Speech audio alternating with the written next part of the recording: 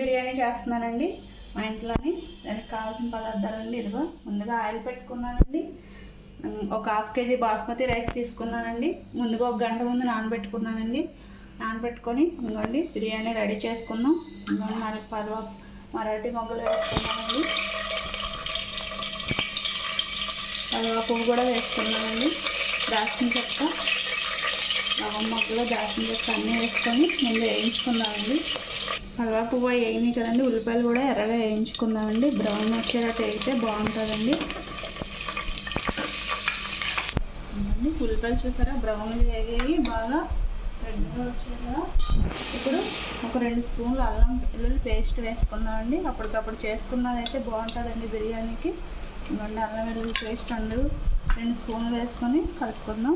అల్లం వెల్లుల్లి పేస్ట్ కూడా బాగా వేగుతుంది కదండి. వేగాక పచ్చిమిర్చి కూడా వేసుకుందాం. ఫుడ్ తింటే బాగుంటుంది.